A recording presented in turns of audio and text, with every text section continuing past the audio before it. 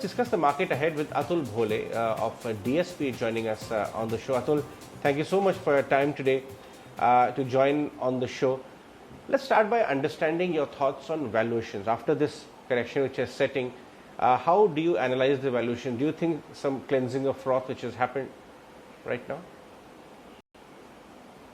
Broadly, I think valuations across the market has come up in last 1.5 years of rally.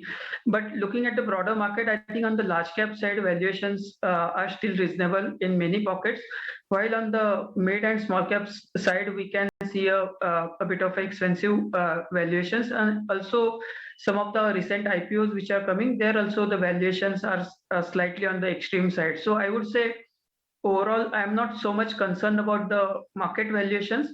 We have a lot of good opportunities coming up on the large cap side, and just it is going to be a market of stock selection going forward. So I think valuation has come up, but we can find a lot of opportunities to stay invested.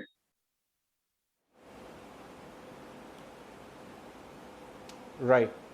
Atul, if one were to really look at the market, even if the correction was happening last 4-5 days, accelerated one, stocks which have earnings quality or cushion were actually seen rebounding higher. How are you analyzing the earnings quality of corporate India these pockets which you're talking about? And does it appear that these are sustainable going forward, last 2-3 quarters? Yeah, correct. So I think if I mean, all of us are aware that last actually 3 years has not been very linear in that or normal in that sense. So we had gone through a lot of disturbances in terms of demonetization, GST, NBFC crisis, and COVID was like height of it. So very difficult to give a clean picture of the earnings. But all of us are aware that cyclicals have made a big comeback. So the profits from the cyclical sectors like metals and oil and gas, as well as some of the corporate banks have started to come in a big way, and that is actually supporting the earning growth for the entire market. On the other side, I think the defensive or the secular kind of companies which sort of give the compounding kind of profit growth, they have gone through some kind of volatility in last 1 year, but I'm pretty sure that they will quickly come back on the growth path, their usual growth path of 10, 15, 20% growth rate. And going forward, I think we are probably getting into a phase where we are going to see a broad-based economic growth, and some amount of inflation will also be there. So both these things are going to be very good for the corporate top line growth as well as earning growth. So going forward, I think the rally is going to be broad-based. In last 5 years, we have seen some narrow market rally, in the sense only 100, 200 companies were doing well. But going forward, I think we are going to see a broad-based recovery, and hence a lot of companies and sectors will participate in the recovery, which is going to be taking place over next 3-5 years.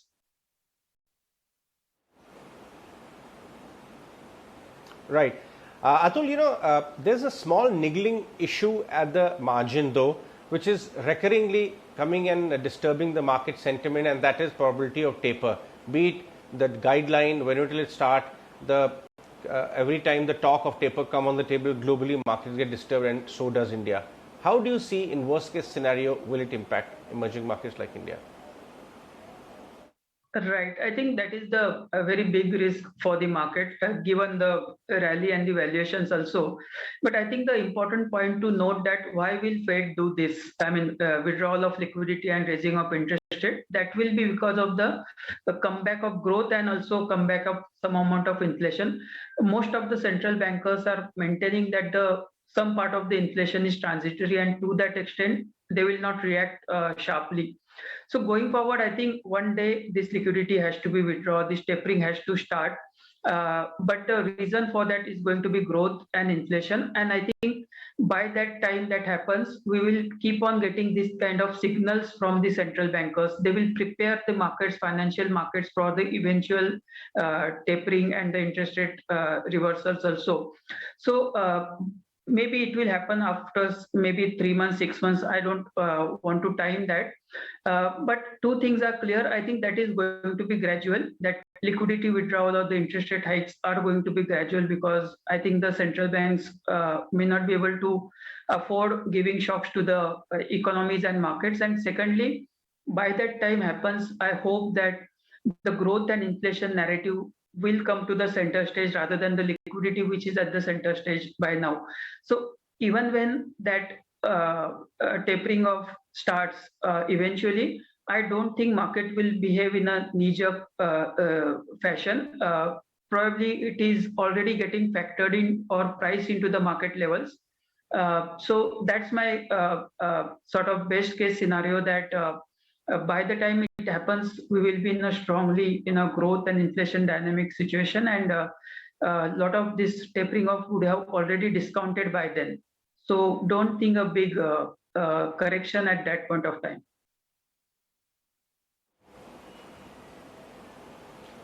Atul, so what are you bullish on? If one were to understand your thought process, how are you approaching the portfolio construction?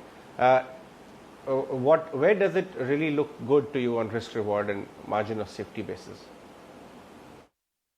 So, right, Harsh. So when I said I'm bullish on large cap, it doesn't mean that I'm completely avoiding mid and small cap. I do have certain percentage of mid and small cap. I'm just reducing a bit of that part and allocating that towards large cap stocks, because on the risk reward basis, some of the large cap stocks are looking very attractive. We have had very good rally in mid and small cap stocks in last 6 8 months, maybe fueled by retail participation, maybe fueled by HNIs or PMSs, etc. So in many of those sectors, the valuations, even for commodity nature of mid and small cap companies, have gone to 30 40 times P, which I feel is not a good sign. But on the other side, large cap stocks have gone through some amount of time correction consolidation. Particularly, I'm liking large cap banks or some of the even insurance companies or NBFCs, because I think if you look at from the valuation compared to their historical valuation as well as compared to the broader market, this is the pack which is looking very attractively valued, and the future is also looking brighter for them, because the credit cost are almost getting to end. Growth should pick up because of the nominal GDP picking up, and their OPEX or the operating expenditure is also in control. So we might get a big jump in the profitability of the large banks and some of the insurance companies and the NBFCs, while valuations are in our favor. So that is the space in large cap universe I am favoring most. I'm also selectively looking at some of the auto or auto ancillary companies. That sector has also gone through a consolidation, and we might have problems of 1 or 2 quarters because of the chip shortage or semiconductor shortage, etc. But I think globally, or as well as in India, we will see a big revival in the auto sector, and we have to. I think this is a good time to accumulate those auto ancillary or auto stocks in next 1 or 2 quarter. Also, in terms of auto, there is so much happening there. Of course, chip shortage is one issue, which is almost 3 4 companies have on record said are impacting. But there is also disruption from EV. There is also some amount of positive coming in from revival in US and Europe. There is a section of stock which get impacted. So how are you analyzing all these factors for auto as well as large auto ancillary plays? Yeah, actually, I'm not. I mean, I will be looking at those stocks, auto companies, and I think they are getting into a favorable zone. But as of now, in the portfolio, I am overweight with actually the global facing auto ancillary companies. Actually, for these auto ancillary companies, electric vehicle or ICV vehicle doesn't matter. They supply small parts to all these vehicles, and I think we are going to see a revival in auto, maybe EV or internal combustion vehicles, first in US and Europe in a big way, because those markets have gone through a sort of a dull auto markets for last 2 3 years, and those people in US and Europe has a lot of savings with them, which they have sort of accumulated during the COVID period. And I think auto markets will recover first there and will come back very strongly. And these auto ancillary companies are actually in a much better position to capitalize on that growth. And we will get operating leverage, financial leverage from those auto ancillary companies. So as of now, I will be playing through those global facing auto ancillary companies, particularly large auto ancillary companies. And maybe after some time, I will also start looking at the auto companies in India. Also, obviously, as you mentioned, their preparedness for electric vehicle will be a big deciding factor while I go to look at these Indian auto companies.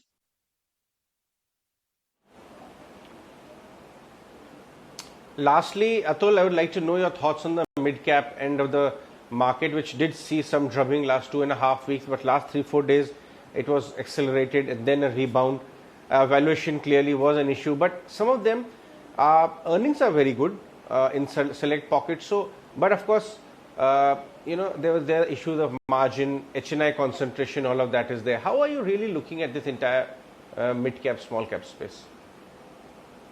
I think in the second quarter results, we have, the first quarter results which has gone by, we have seen the numbers which are coming in have come in largely from the cyclical sectors like metal, oil and gas, while in other parts of the market, and it includes mid-cap also, the results were not very sort of gung-ho in nature. I mean, for this kind of valuation, I mentioned 30-40 times P, we need earnings to surprise the market positively and consistently. In this quarter result, we have seen a sort of some lack of that positive earning surprise, though all managements are giving out very positive commentary and pickup going forward in the second half of the year.